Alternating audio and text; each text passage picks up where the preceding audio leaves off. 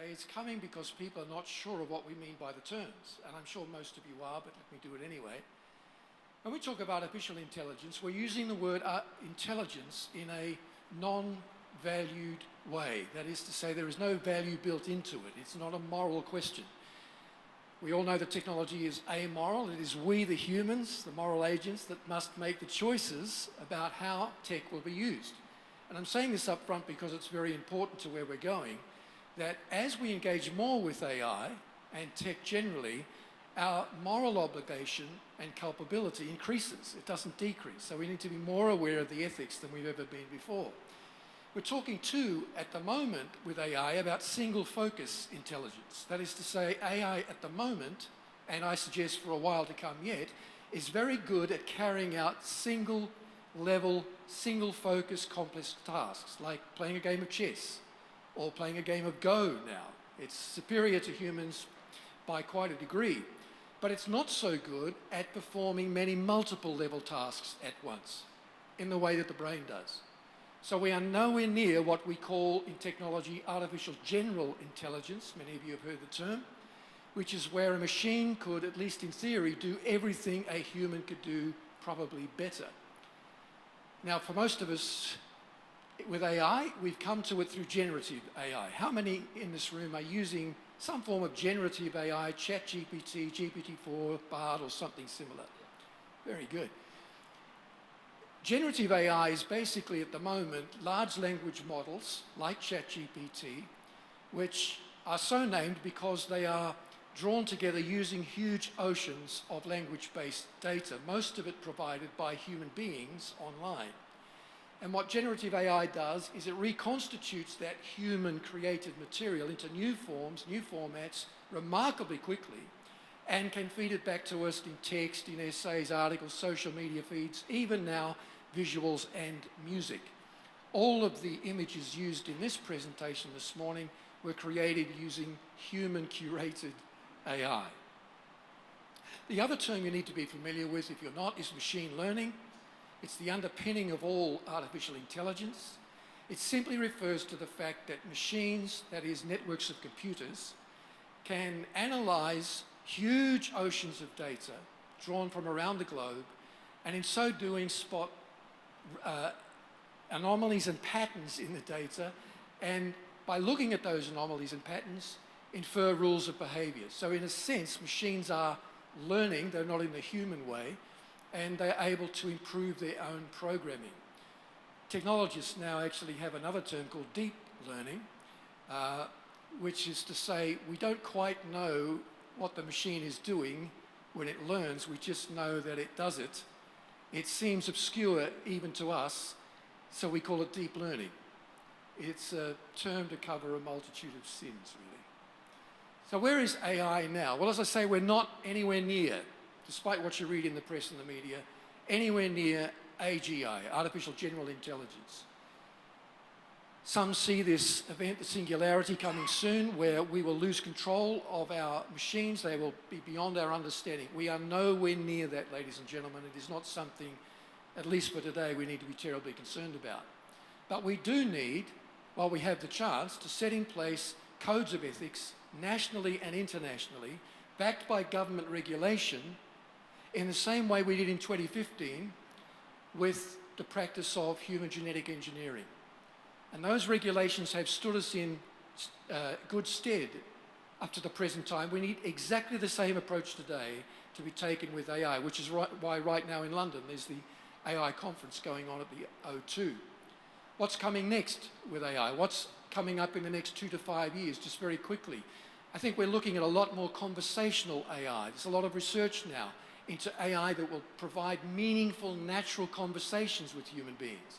If you've used generative AI, you know it can be quite stilted in its conversational ability.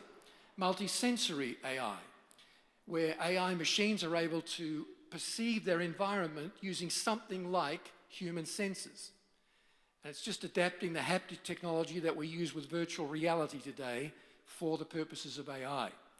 We're going to see more accountable AI because studies have recently again shown that AI carries the biases about race, gender, socioeconomic status, and so on, that are carried by its programmers. And it carries the biases picked up online from human-generated material, and we all know how pure humans are online. We're going to see AI-human interaction. A lot more research into robots, for example, that can engage with us in more human-like, fluid, safe and beneficial ways.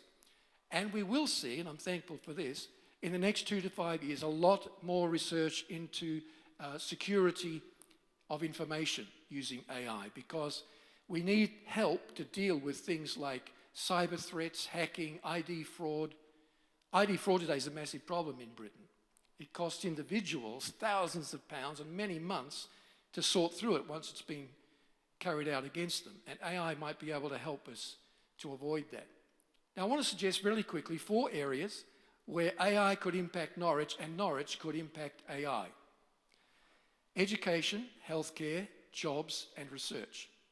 So let's start with education. At 2030 Plus, for the last 15 years, really, we've been studying innovation hubs. In fact, I gave a lecture here in Norwich one time about innovation hubs.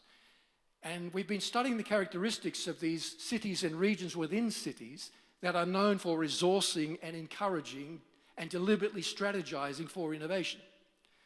And right at the top of that list of characteristics of every innovation hub in the world is a ready-made talent pool drawn from higher schools of education. Now, I know in Norwich you have some fine higher education institutions like UAE, and you actually have a lot of knowledge-based companies and businesses now, which is encouraging to see. So you're well placed for this, to become a real hub in terms of AI when it comes to education.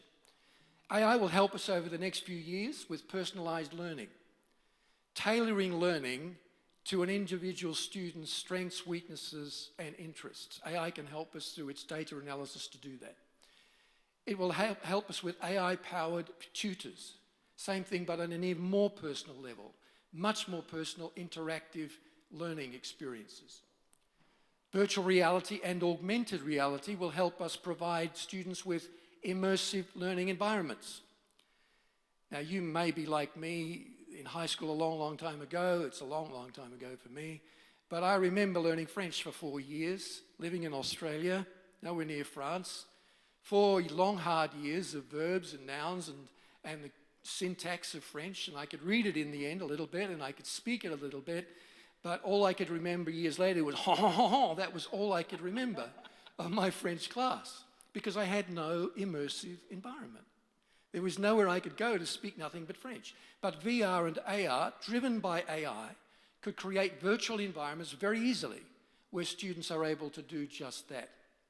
Data analytics, for those of you who are engaged in education strategy or curricular setting, it's important that you know large education data sets can be used to help us identify trends about where education's going in the next 10 to 15 years.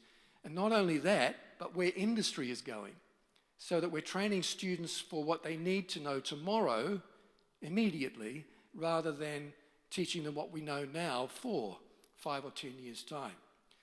I think role-play training is going to be big with education because of AI. So in areas that involve intense people skills like psychology, education, even leadership and management, it's very important that people learn how to engage with human beings in problem situations. They learn about human behavior in role-playing scenarios. AI can help us do that in a virtual environment. Textual translation, of course, is happening already through AI. The translation of obscure text into English, very good for education, but also helping us spot idioms in our own language. You will know, as I do, that words meant one thing 15 years ago. Those same words today mean something completely different.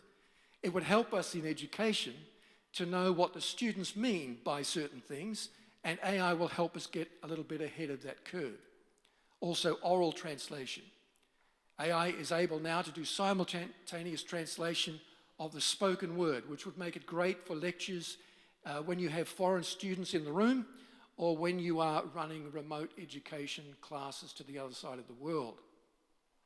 And here's a big one for me, what I call précis formation, which is the forming of presentation or policy papers, if we can put it that way, calling on the thinking of great individuals, past and present, in that particular field of study, collating all of that, translating it into one form of language, and then publishing it in many forms at once. Essays, text, social media feeds, video, music, all of that. So imagine you, in studying physics, you can call upon the great physicists of the past and the present to talk about one issue in physics and present that in a format that looks completely consistent within itself and is easily understood by students. By the way, who is involved in education at any level here today? Anybody? Oh, welcome. Great. It's always good to have educators in the room. Educators and administrators of education, this is important. Studies have shown recently that education is likely to be one of the few areas that is ring-fenced against automation through AI. For one very good reason, and I want to touch on it quickly here and more in a moment. Good education at its best always involves high levels of empathy and emotional authenticity.